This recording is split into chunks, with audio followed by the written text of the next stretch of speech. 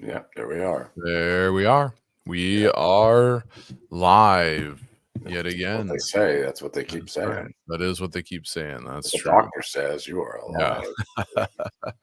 You hope that's what the doctor says. Yeah, right. Yeah, that's right. Yeah. Yeah, Yeah. You're barely alive, you might say, too. yeah. Yes. You Yeah, might need that's to right. change your ways, boy. That's right. That's right. Amend your ways. We are live last Friday of the month Oh, I for. guess I should share this, huh? Yeah, we should share this. Let's see. Last Friday of the month. It's the Dream Show, everybody. It is the Dream It is Show. the Dream Show. That's right. So we're going to take a second and share the video. Let's see. Share to the feed and share to all the places. So if you could take a second as you're jumping on and share. There. Okay, now I can focus. If you can take a second and click the like button and share the video to your Facebook wall, that'd be super helpful. We've shared it around, letting people know that we are live. We go live on the last Friday of every month. The last Friday. Most of the time. Almost all the time. Almost all the time. Yeah, there's been once or twice where we've missed it, but we've been successfully doing this One since. month we actually just didn't calculate what the last Friday was. That was a February. That was a. Oh yeah, that's right. February or something Right. like Yeah, that. Yeah. This was a leap year, so probably so probably really messed us up. We've been going live since June of 2020, interpreting your dreams, answering your questions. Really? It's been that long, yeah. Before you moved to Florida, so it's true. Yeah. So we've been answering your questions. We've been interpreting your dreams, helping you make sense of the things that go bump in the night, and generally expounding and handing out wisdom. And a fair bit of pontificating at that as well. Okay, so pontification rather than wisdom is probably good. Right. Well, isn't there a proverb? Occasionally we get wisdom out of our pontification. Yeah, well, there's I'm pretty sure there's a proverb that says, "In the multitude of wisdom, or in the multitude of words, great wisdom will arise." I don't think it's there. You might think it's a Josh proverb. In the multitude of words, great wisdom will arise. If you just say enough things, has been your motto for life.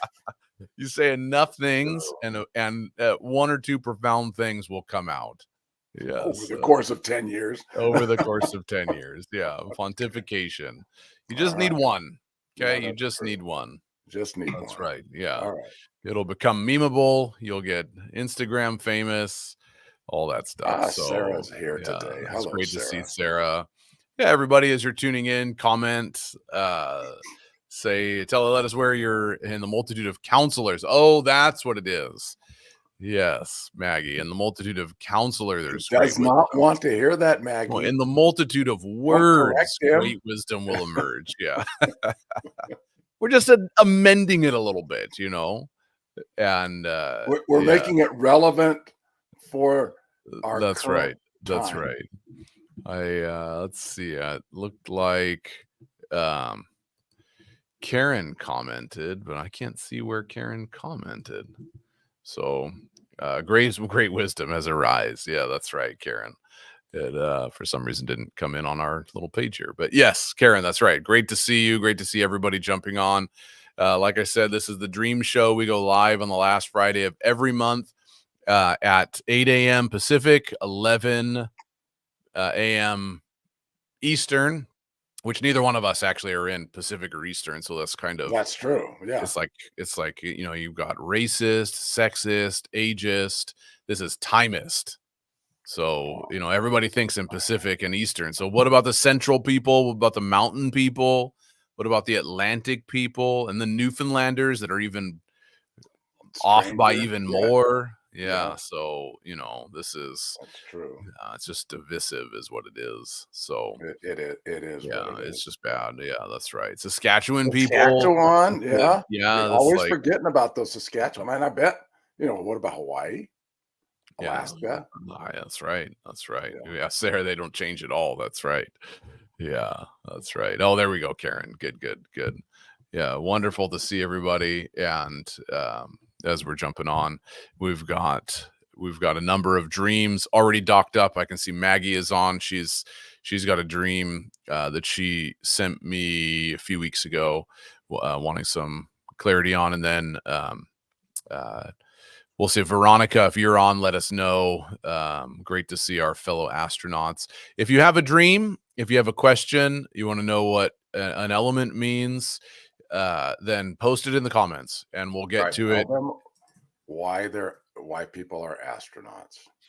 The astronaut, that's our dream interpretation group. If you've gone through our dream interpretation training, then we have a private Facebook group where people post their dreams and we practice interpretation. And it's a great fun in the group. And so we are called astronauts in the group. And I think one of the group members said that one time years ago, and it was a great idea. So we've just dubbed the moniker astronauts because we're going to explore the outer reaches. We're going to the deep places and the deep things, and that's the idea. So yes, yeah, that's because of a dream. Was it? Oh, that's right. So that's right. Now that Sarah says that, someone had a dream that all the people in the group were astronauts or something like that. I remember that now that Sarah says that. So it's great to see everybody. So post your questions, post your dreams, and let us know what you're thinking about, and let us know that you're tuning in. So give the video a like, give it a share. That'll help us. Veronica, yeah, I think it was Sarah. That makes sense. So we have a dream from Veronica today. So if Veronica jumps on, that'd be great. Dad, I was thinking this may be controversial. Okay. It probably will be controversial. I have controversial if it isn't. Yeah, no, We can make it that way. It doesn't take much in the current climate to make something controversial. That's true. That's true. So I've listened in the last probably week, last 3 or 4 days. I've listened to 3 different live streams. They were all live streams. And between 3 different groups of prophetic people. Okay. Right. One was a live stream that just was yesterday, I think. Cindy Jacobs and a whole bunch of other people, Bill Hammond, all that group. They went live, the Apostolic Council of Prophetic Elders or something. I don't know, And then I watched it was Emma Stark and her group. Okay.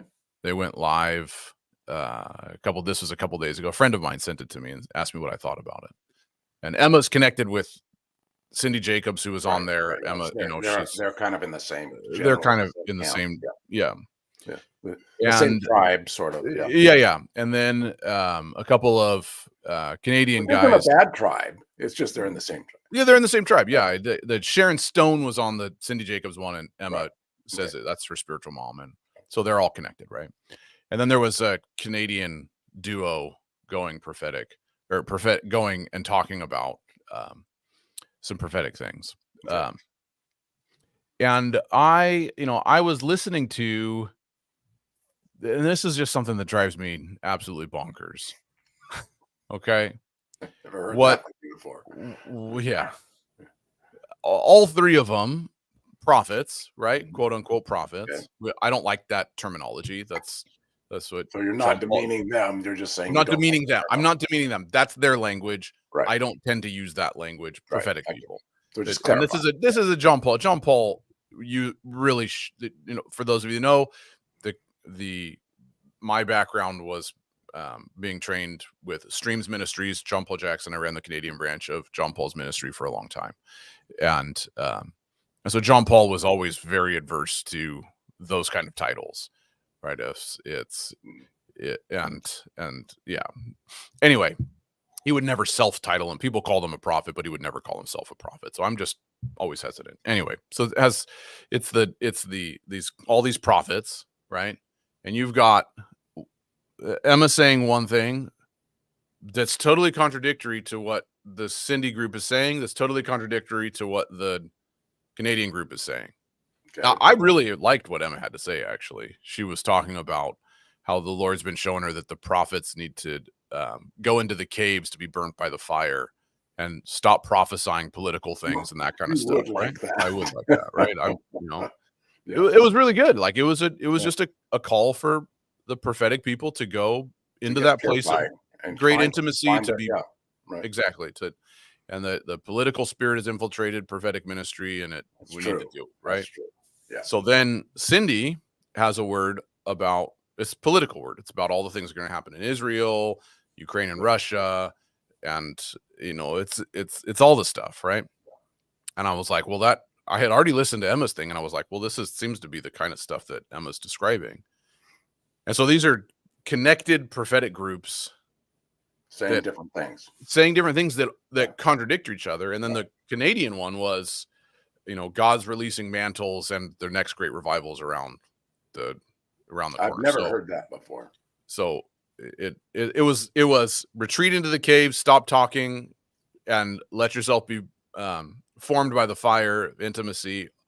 Remove the political spirit from prophecy. It was these are all the political things that are going to happen, and then it was the great revival. All the political things, everything's going to get bad, and then it was the great revival and God's releasing mantles. And I was like, how in the world is someone supposed to navigate this stuff today? Yeah. It's like what? Yeah.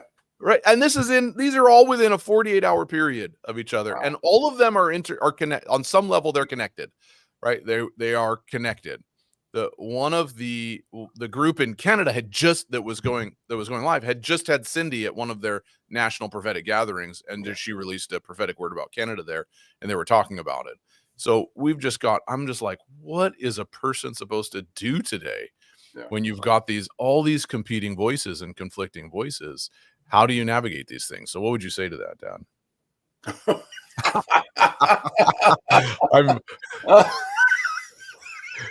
He didn't know that I was going to say that. Well, I would say that, just using like a farming vernacular. And here, just looking at this comment. Yeah. I get it. Totally get it, Maggie. Totally get it. I would say there's a lot of horse pucky out there. And you have to wade through some of it to find what really makes sense, the things that will grow. And I that's what I kind of see in anybody can say anything. Yeah. And they often do. Yeah. But it's there's reasons that the prophetic writers in the Hebrew scriptures are included in the whole vernacular. It's not that there weren't other prophetic people running around and probably writing things. There were other ones. Yeah, there definitely were. And but they didn't make it in to their canon because you look back 10 years, 50 years, 100 years, and you look back at what this person was saying and declaring, and you look at it and say, well, now that person had validity. Yeah. There was something real about that. This person, all they were talking about was going on at the time, and they never really got anywhere. But you look at things that have substance and depth and are calling you into an encounter with the one. Yeah. And that's the middle group you were talking about. That's what they were saying. Yeah. The one that says go into the cave. Yeah. Get refined, get connected. Yeah. Find the one who speaks to you and stay with that. Well, That's that's what made sense, right? That was well, a yeah, call. because in 100 years, so let's just say that the Earth doesn't end, because so people are thinking everything's coming to a climax, and because of particular doctrinal expectations within certain camps of Christianity, Yeah. there is this um, anticipation that everything's coming to a climax and Yeah, will end. that's it. It's the technical term is that because of eschatological beliefs. Yes, Yes. I was just trying to make it easier to Yeah, doctrinal the beliefs about end times. right, exactly. Yeah. And then you have a whole nother segment, a much larger segment of the Yeah. Christian community that does not accept those basic Yeah. tenets. Yeah. Much of that is centered in primarily America, North America, with some exponents outside of those circles. But the Yeah. majority are would never say to you that it's about ready to come to a conclusion. Everything's coming to an Yeah. That's right. end. Yeah. So when you hear a voice that says it's all coming to an end, um, you have to take that with a grain of salt. Yeah, that's But right. when you hear someone calling you into a deepening relationship with the one who has transformed you, then that's a voice I want to listen to, Yeah. because Yeah. and I want to hear. See, I think that the prophetic voices of today that call us into intimacy and that term is overused, but I'm using it, but that call us into that connection, that deep connection with the Father. Right. um, those are the ones I have to listen to. Yeah. Yeah. And I just want to highlight what Maggie said. Not that I don't believe God speaks, because I do, but I try to lean on the word. And if the word is in the word of Right, God, yeah, the exactly. Bible, right? If other words line up with it, or if I know or what I know of God's character, then okay. But otherwise, yeah, exactly, Maggie. I think that's all that we ask when it Right. comes to weighing and discerning through prophetic ministry. And this is what my dad's saying. If the word lines up with someone's particular beliefs about eschatology being end times, and this is what the lens is seen through, whether it's revival towards end times or whether it's Yeah. calamity towards end times, then we just kind of okay. But if a word's calling me back to a place of intimacy with the Father, knowing his heart, all that, then I'm going to give it more credence. And that doesn't mean I agree with everything that the person says when it comes to their opinion or their teaching, but I'm going to listen to that Right. and give that a little bit more weight. And this is why we did in the Voices from the Desert podcast, which anybody can find. My friend Murray and I, Berta had mentioned that your podcasts with Murray are fantastic. I really believe that they are. Murray and I did a whole series of episodes, about 15 episodes, at least 15 episodes, on evaluating prophetic ministry from a historical perspective, from a contemporary perspective, from an early church practice perspective, and what can we say about it, and what should we say about it, to the point where we put out a 7-point prophetic manifesto, and calling what we think would be balancing practices for prophetic ministry that would Yeah. help us reestablish health. And that's what we want to see. That's Yeah. simply what we want to see. It's I well, it's actually, critical. I was thinking, Critical. in regards to all that. You remember the movie Brewster's Millions, Oh yeah.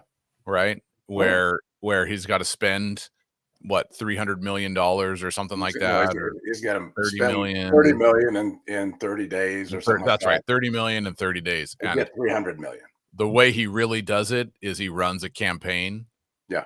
right, and wastes all None his of the money. above. And his campaign Yeah. is none of the above, or don't. And he goes on, he says, "Don't vote for me," right? Right. That's Yeah. his shtick. Don't vote for me. All of these guys are crooks. Don't vote for any of them. Right. Right. Especially not me. Don't vote.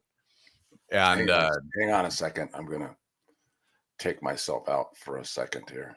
yeah. And is I got light coming on, flashing or something. Let's see. yeah. That prophets who tend to hide in the caves are hiding from Jezebel, but that's that's that. I understand what you're saying, and there are prophets that hid. Like that's what happened with Elijah, but God said He hid 7,000 prophets in a cave, not that they hid from Jezebel. So you've got to take that as well. It's not just one or the other. So there are prophets that hid from Jezebel in a cave, but they're prophets that God hid in a cave as well. And so it does mean that they were wrong in hiding from in a cave. He's the one who hid them. All right. So Brewster, he's got to spend $30 million, right? And what he ends up doing is don't vote for me. And I was like, that's almost the prophetic campaign I want to go on, is stop prophesying, right? None of the above. Is let's take a break. And because there's so many competing voices, and there's very, like, imagine the Old Testament, that if all the prophets were competing with each other, but the prophets weren't in competition, but today they are, and there's many problems with that. And so anyway, it was an observation as I was listening to that. So we've got some dreams. Yes, we do have some dreams. Yep.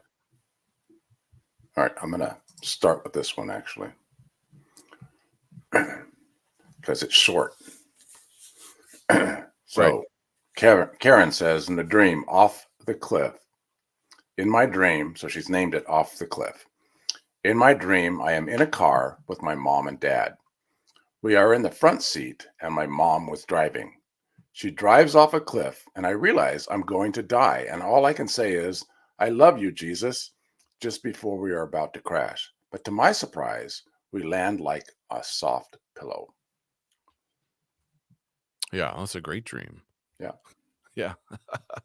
I wanted to ask you, Karen, are your parents alive? Yeah, that's definitely a good question. And I'm wondering, were there any colors that stood out in the dream? You're in a car. So like, did you know, was it your car? Was it their car? What kind of car? Is there any extra information like that? And you say we are in the front seat, but you're with your mom and dad, and so they've been long past. Okay. Yeah, so they've already passed away, right? Yes. So that adds a whole other twist to it. So you guys all three of you are in the front seat? Like, how does that work? That's what I want to know, because usually there's only two in the front seat. I'm gonna pop this up real quick and just say yes. Yeah, that's true. Yeah. No, that's good. Yeah. So we know that the parents are no longer alive. We'll make some assumptions here, and if we're wrong, let us know, Karen. Yeah. That the car belongs to your parents, and it's their car that they're driving. You didn't mention any colors in the dream, so I'm assuming that color is not critical to it. Yeah, she says it's just bright, no other real colors. Yeah. Right. And I'm assuming that your mother actually knew how to drive. Yeah. So like a big We're in the middle. Okay. Yeah. Big old bench seat in the front, right? Okay. Yeah, and I would guess that's a good question. Did her parents know the Lord? I'm going to guess that knowing Karen, I'm going to guess that that's the case, that it would be a yes. But that is a good question from Fathering Nations. Did your parents know the Lord? Yeah, because that would change something. So, yeah. So, okay. The idea, we're confronted with, it was really calm. Yes, they love the Lord. So we're driving off a cliff. We're confronted with a decision that requires great faith. Right? That's a cliff. We're on the edge of a cliff. What are we going to do? Right? And so this isn't like Karen's not driving, Right. She's in the car She's on the affected. journey. She's Yeah, she's affected. affected. Right. Yes. By Yeah. And I'm decisions. assuming, Karen, that you had this dream recently. I don't think she said that. I'm assuming you've had the dream recently. This isn't like a childhood dream or anything. So she's coming up to a cliff. There's a something, you're on the precipice of something you're going to take great faith. It was just short and quick to because if you jump off the cliff, right, it takes faith to do. Yeah. And it looks like just last week, yeah. It looks like what has happened is going to potentially end in great calamity. Right? Well, we made this decision, we jumped off the cliff.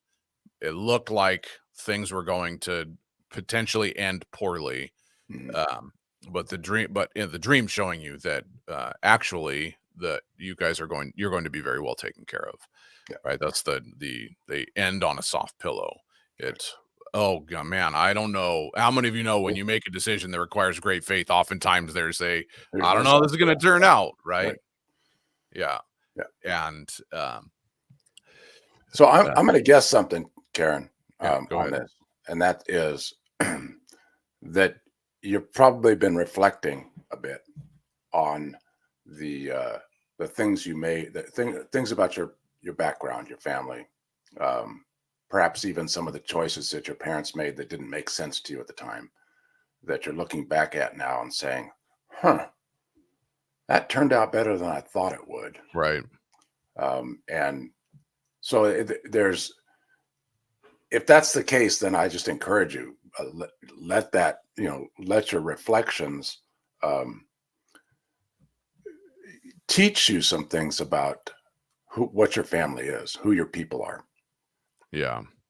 because you're trying to figure out. This is what we do in life.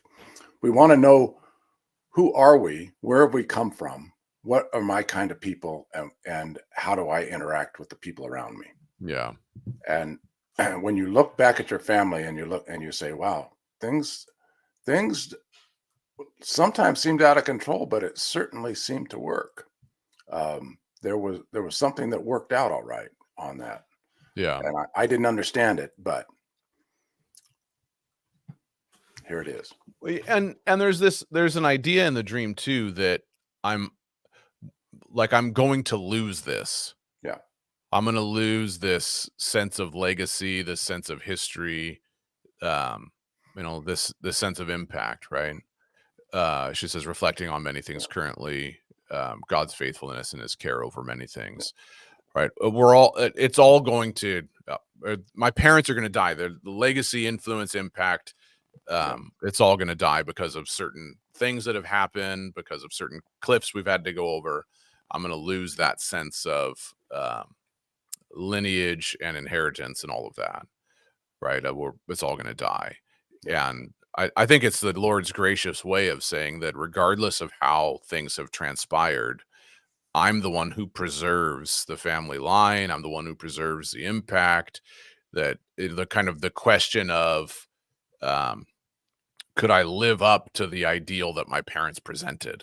Right. That's an existential question that we deal with in life. And well, we've gone off the cliff now. We've just kind of we've lost the whole story. And it's everything's going to be fine. So yeah. Well, vehicle can, just in response to the one, Yeah. vehicle can mean more than just ministry. It's a way of getting from one place to another. Yeah. And when it's simply family that's in the vehicle, Yeah. it's probably has to do more with how our family moves forward in life. Yeah. If there were people from church in the car, or you were, say, on a bus or something like that, Right. then we're probably looking more at something that has to do with ministry. The context will tell us, but yeah, exactly. And if you're alone driving the vehicle, oftentimes that can represent the ministry the Lord's calling it can you to. certainly. Yeah, like I've had a number of dreams driving a vehicle with my father in the vehicle that represent my relationship with the Lord, and how I'm where I'm going with him. And so in that sense, it's reflective of the ministry, but it's more personal to who I am. Yeah. And yeah, that's right. So good. Do you have Maggie's dream? I know I saw Maggie was on there. I do. Maggie, you still here?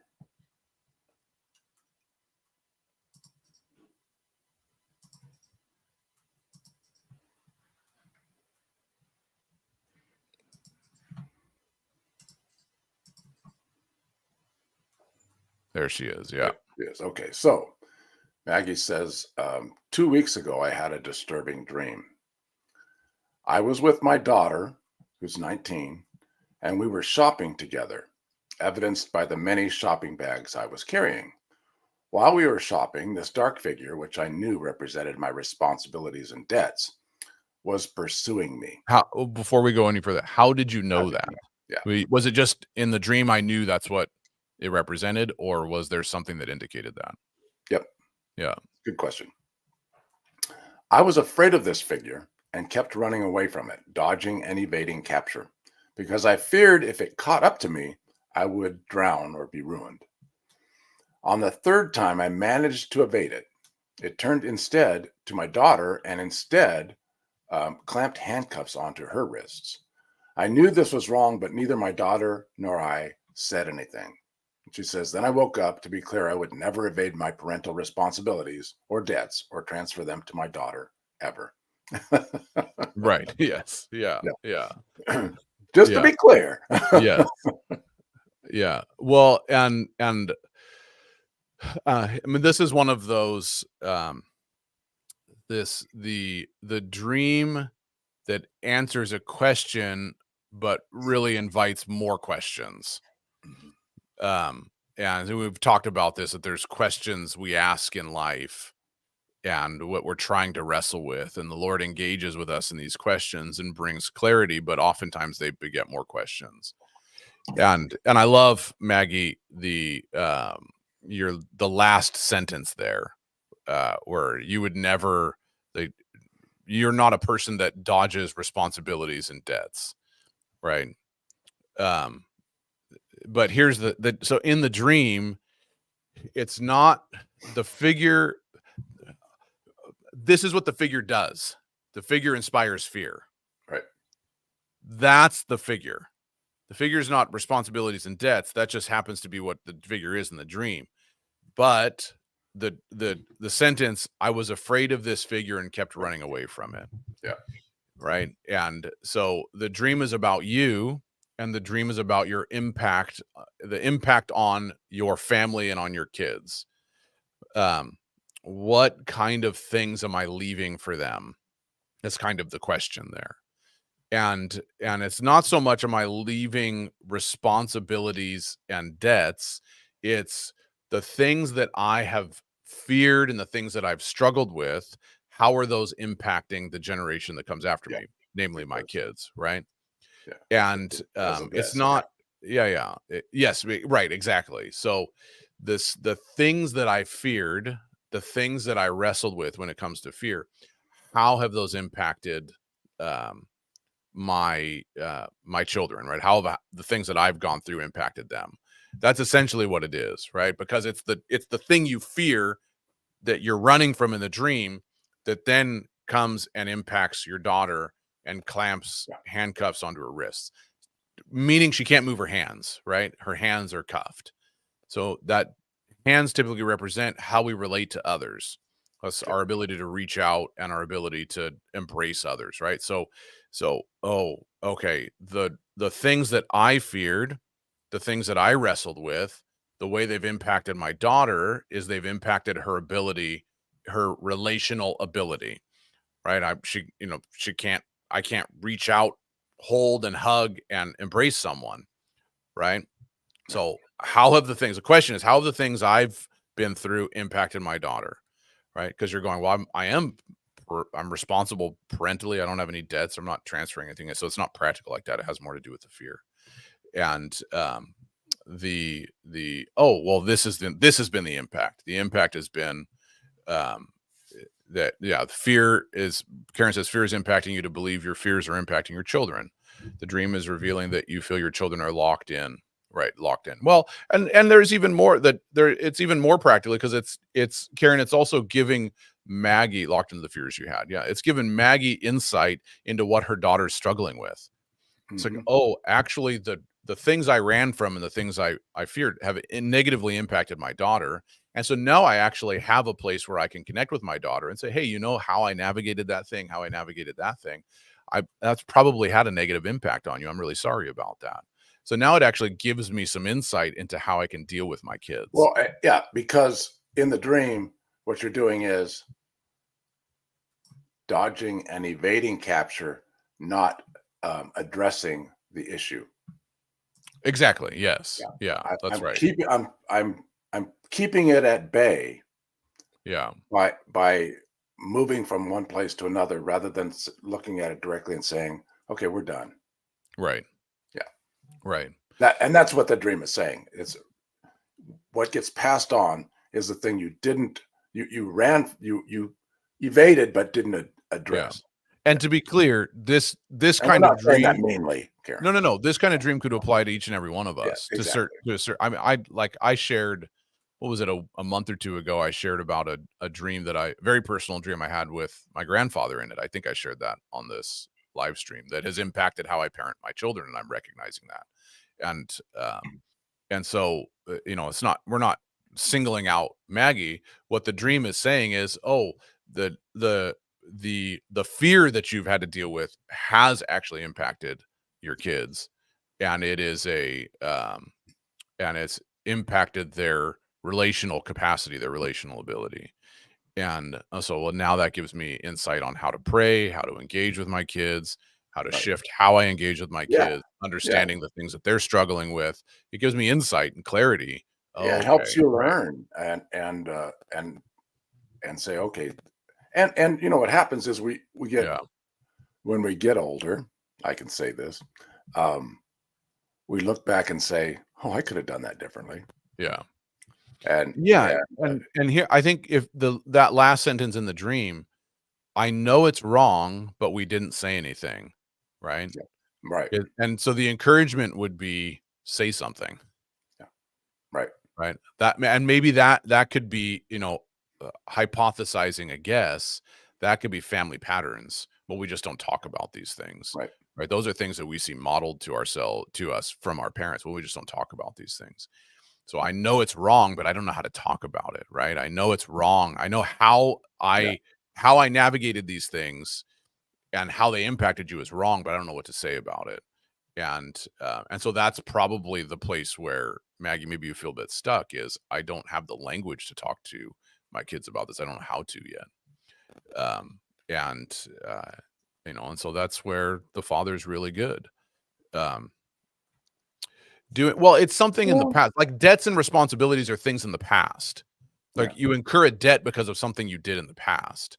It's right. stuff that happened in your past, whether it happened to you, whether it happened because of something you did or something someone else Yeah, did, right?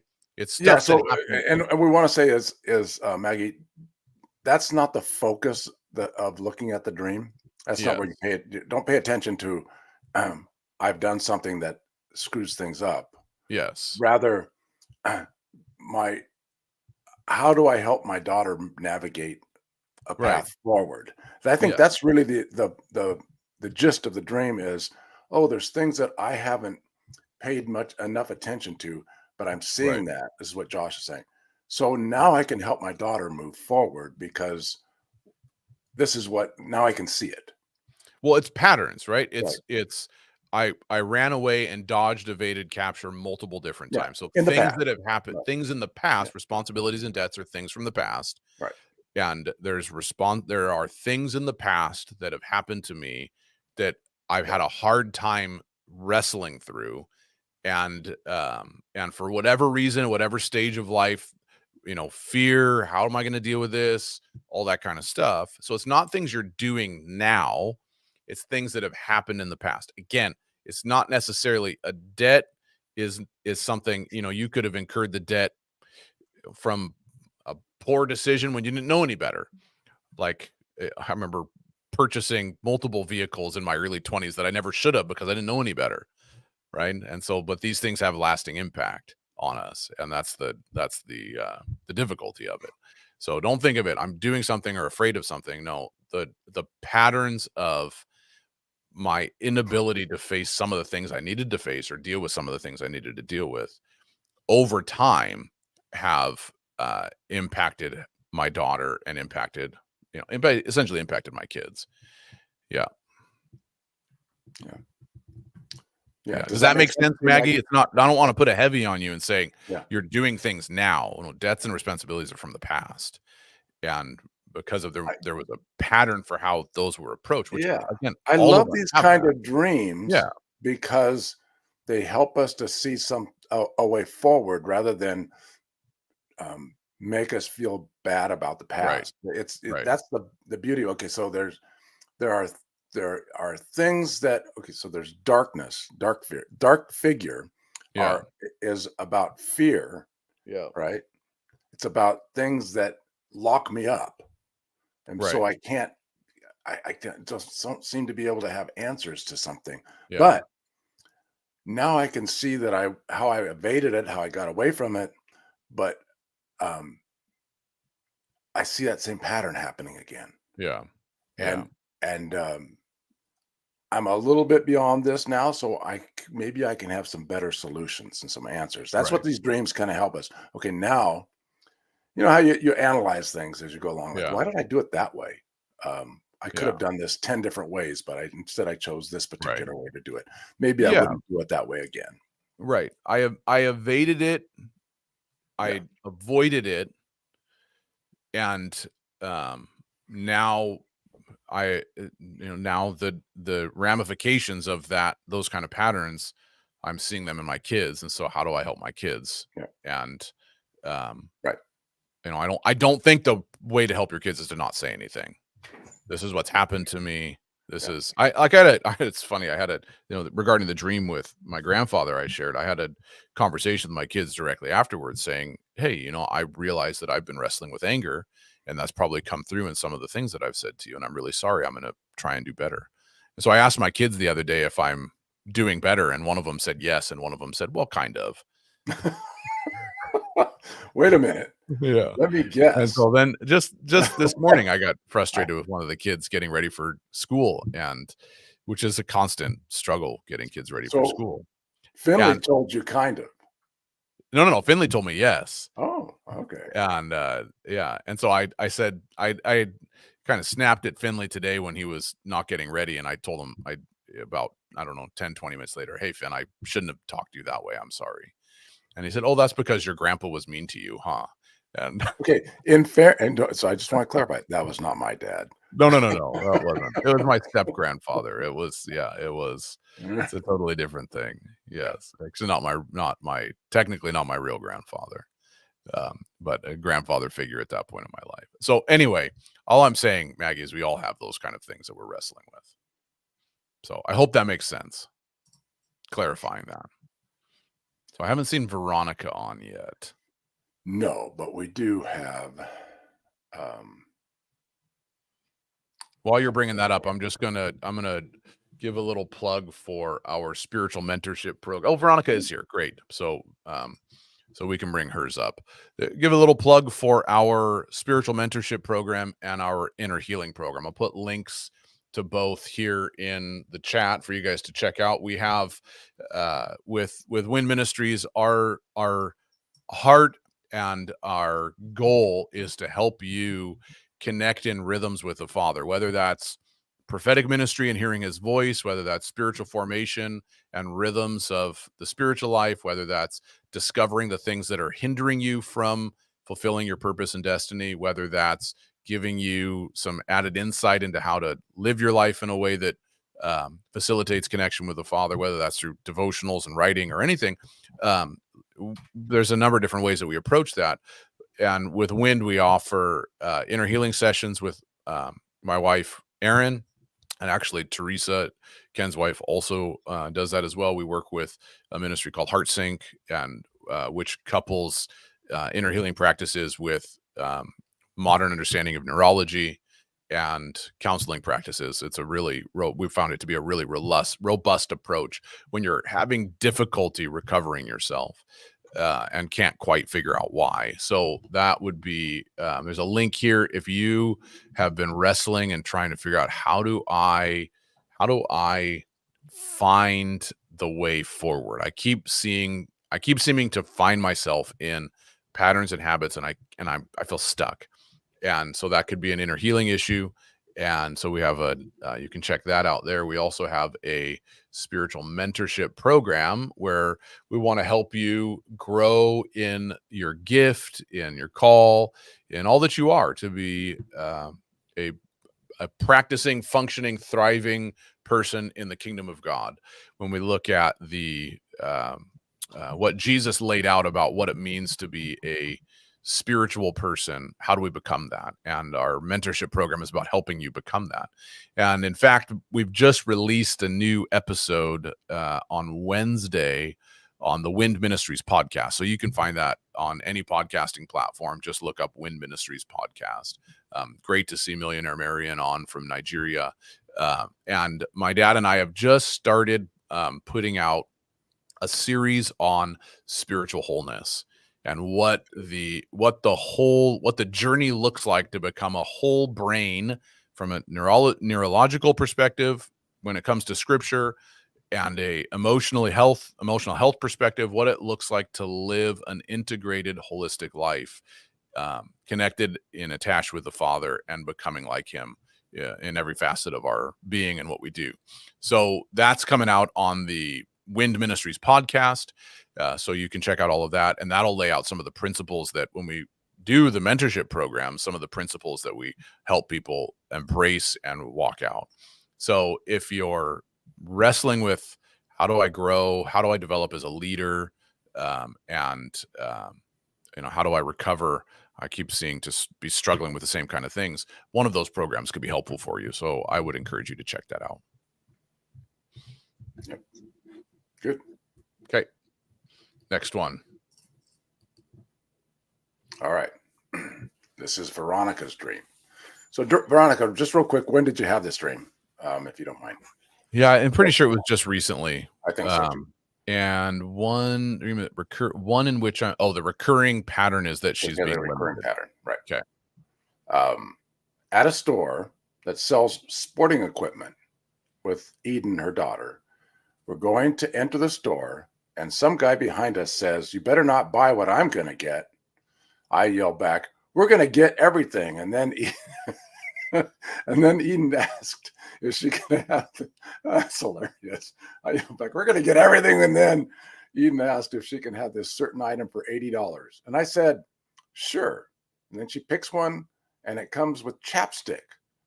And I said, "Don't get that one just because it comes with chapstick." The tag was $5.99. Okay. So the reoccurring pattern is that someone in the dream is telling you, the limiting thing is the person saying, "Don't buy what I'm going to buy." That's someone's in the recurring pattern is that you're being told what you can't do. You're being limited. Is that fair, Veronica, to say that's the recurring pattern you're seeing in your dream? Because that's what's happening here, right? You're in, and then again, this is a dream where Eden. So the context of this dream is family and the impact relationally that when your daughter's in the dream, that talks about your relationship with your kids. Could be spiritual kids, but here this looks like very practically this is talking about family dynamics. And so just to reiterate, you're being told what not to do, and by being told what not to do, you determine what you're going to do. You see it like these are called polar opposites, right? You can't get anything. I'm going to get everything, right?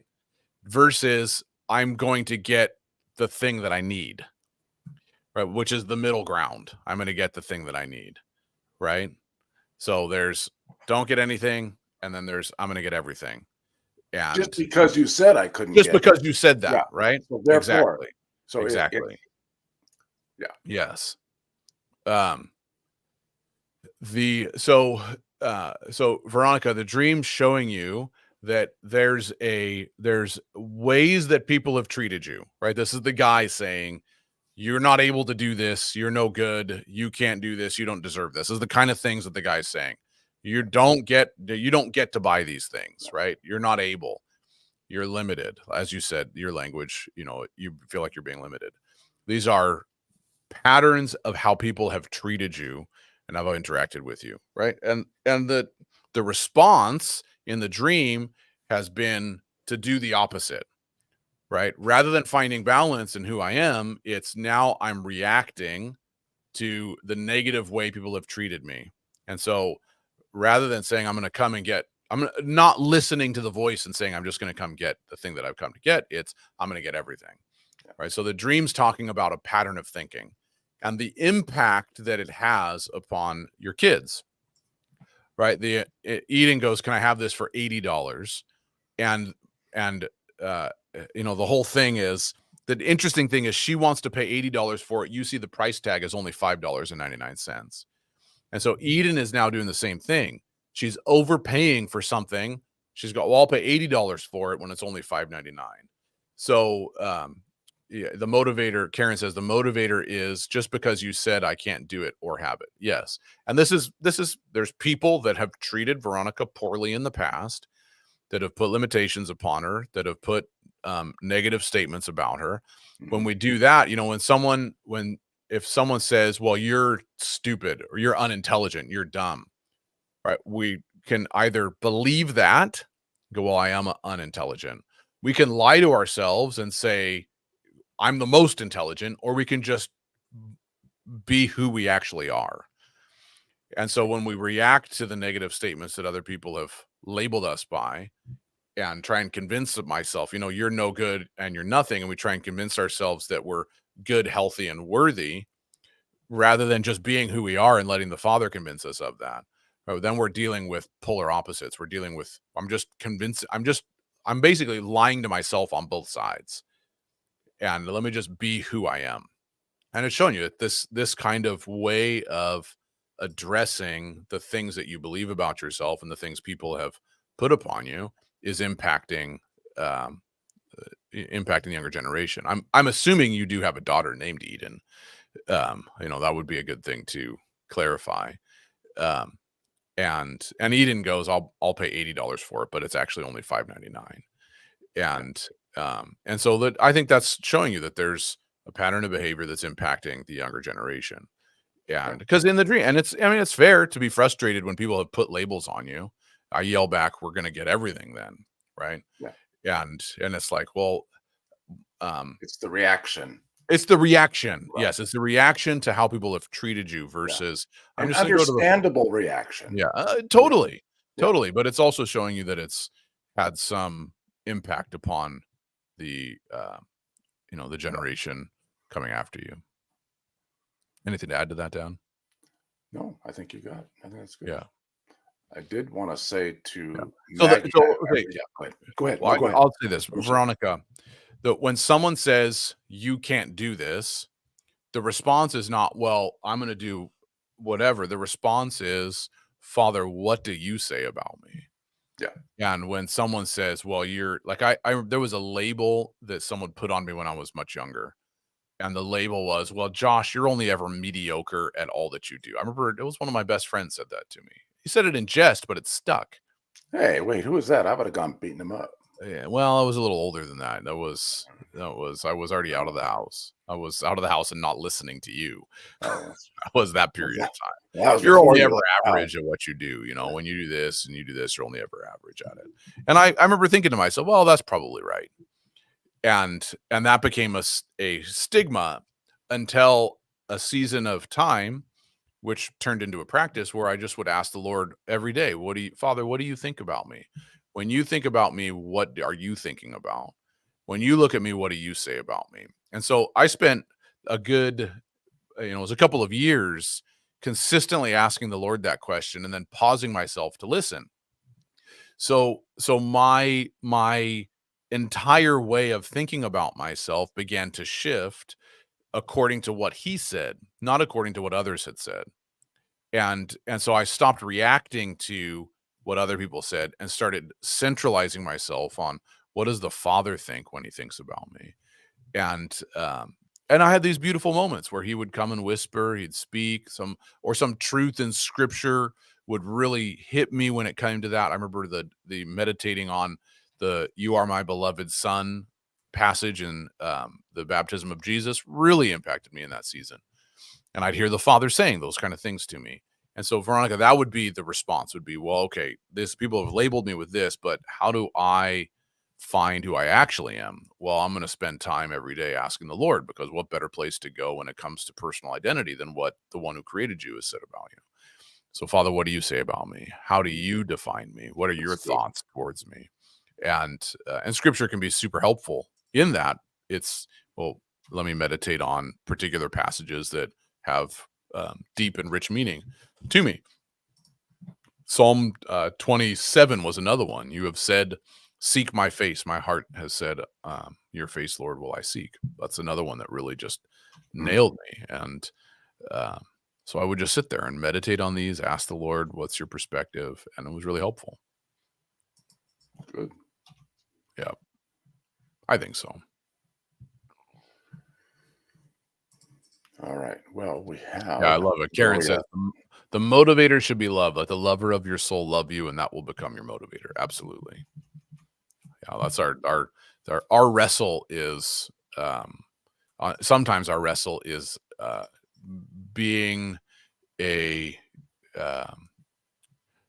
being able to receive the love and acceptance of the Father.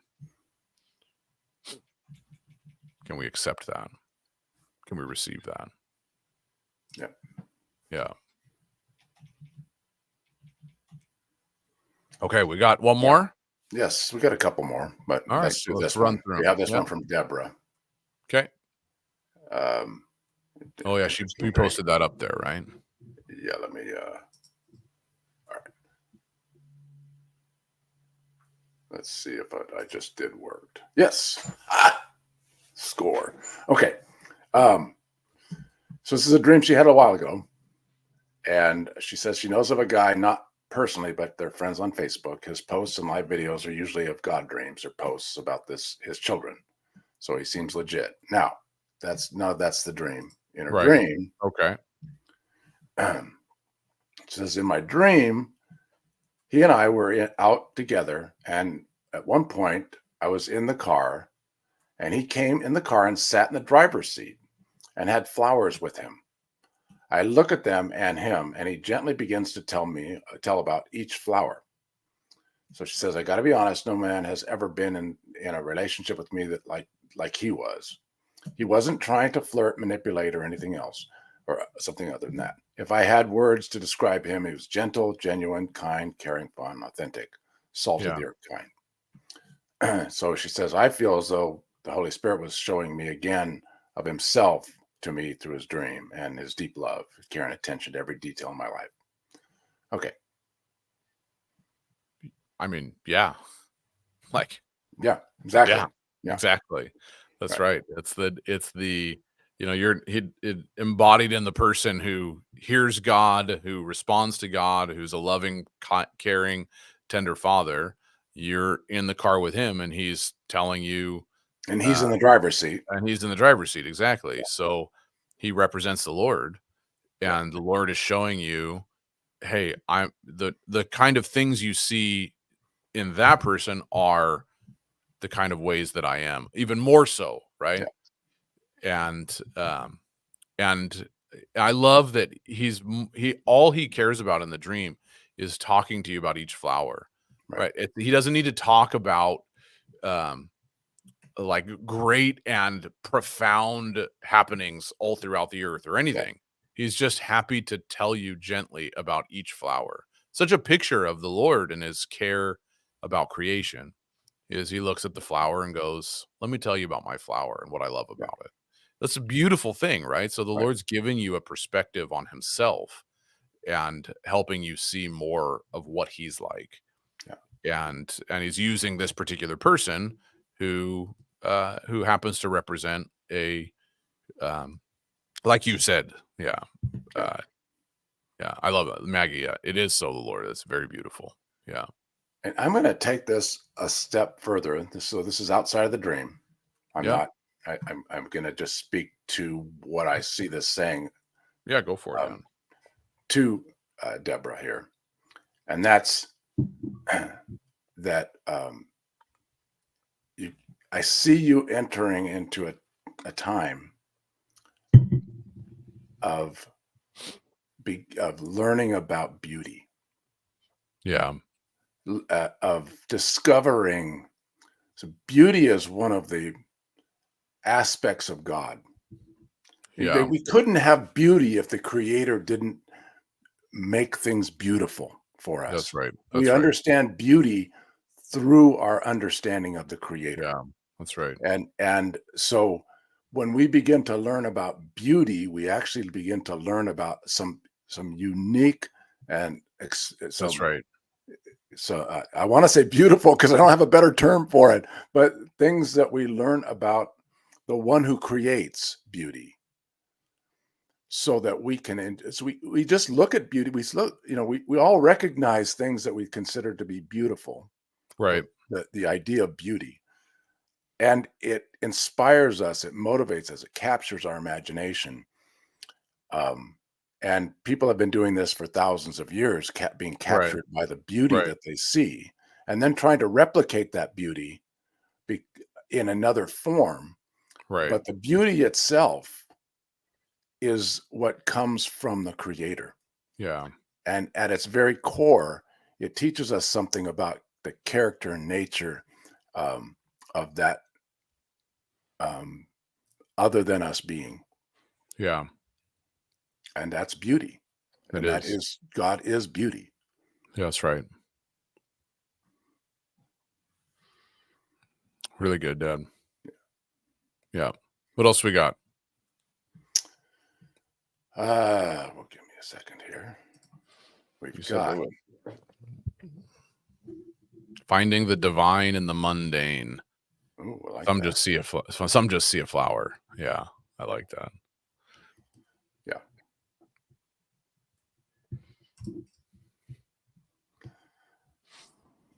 Berta says she's been having dreams about fields of yellow flowers and plants, then fields of green flowers and plants. Right. They've been repeating dreams. Yeah, that's God is establishing hope and growth in your life. That's good. Yeah. Yeah. Yeah, that's his, yellow being the hope, brightness, his presence, flowers, beauty again, right? Plants and fields of green flowers and plants being green being growth, plants growing, healthy, vibrant. God's really establishing hope, his presence, intimacy, growth in you, Berta. That's a really good thing.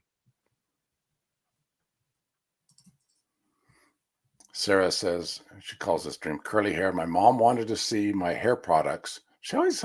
People always want to know about your hair products, Sarah, in your dreams.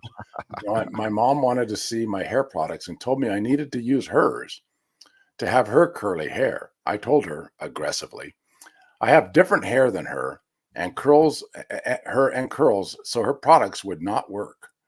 She insisted, and I had to stand my ground about my hair and how different it was. Sarah, you don't always fit in your church, do you? Yeah. It's like, be like us. Well, I'm not like you, though. That's yes. That's as simple as it is well, the way that you do things doesn't necessarily work for me. And I'm wired a bit differently. And that's so I say the church thing because sometimes your mom can represent I call myself an aisle sitter. Yeah, that's the mom can represent or the mother, right? Would represent the church. And yeah, like, well, here's all the things you need to do to be like us. And we're like, well, it doesn't really work for me. So Yeah. I think you know that about yourself, and you know how I'm wired a bit differently than you guys, Yeah. and that's okay. So that's good.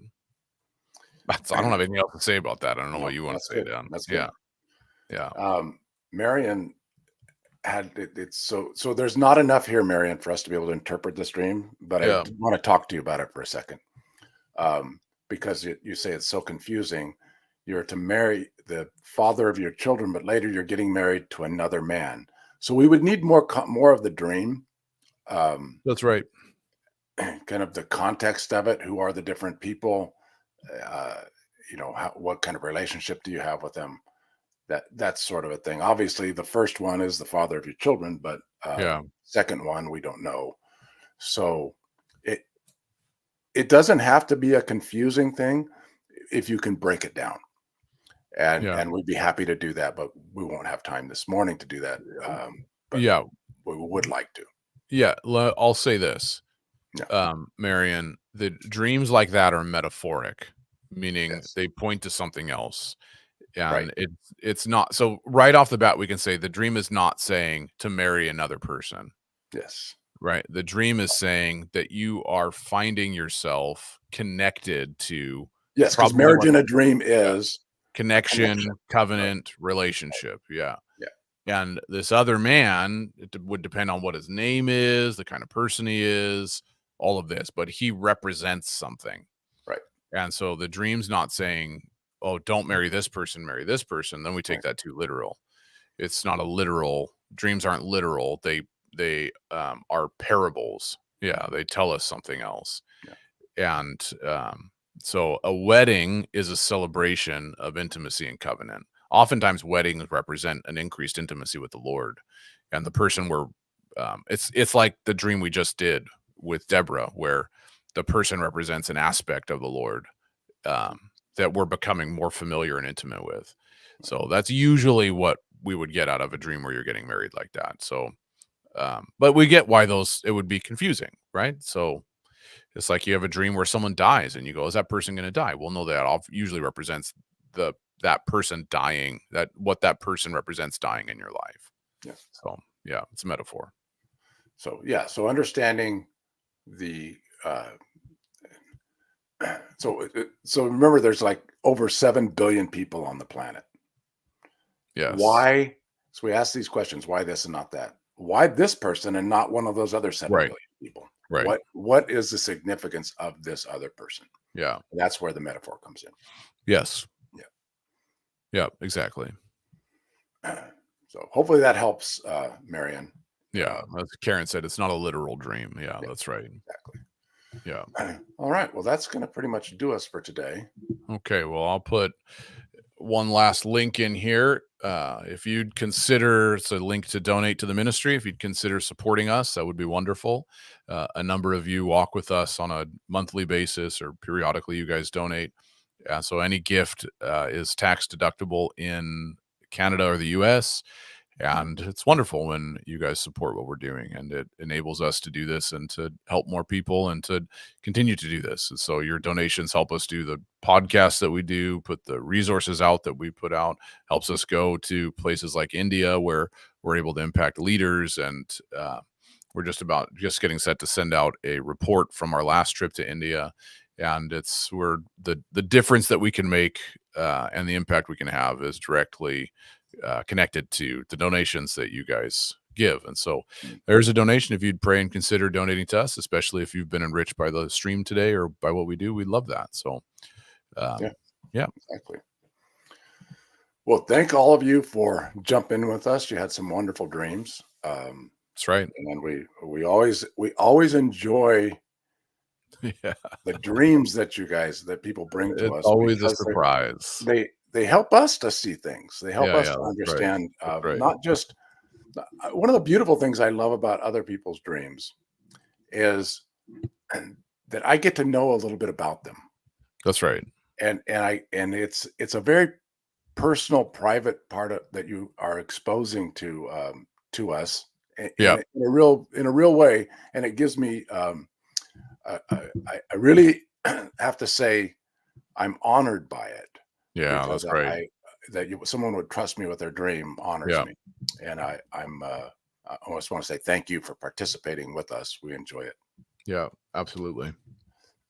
And as we go, we just want to say, may your dreams increase. That's right. May your relationship with the Creator and one another increase, and may we know in our lives and in our communities and in this world peace. That's that right. Passes all understanding. Yeah. And we ask those things in Jesus' name.